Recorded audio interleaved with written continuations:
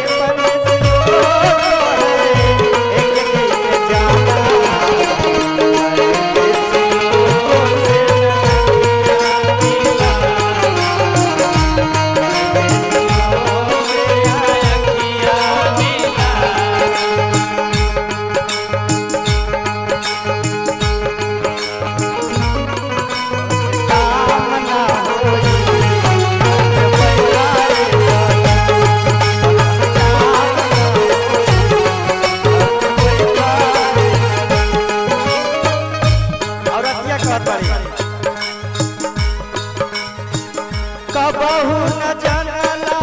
मराई वटूप के कबहू न जनला मराई वटूप के कबहू न जानला जिंदगी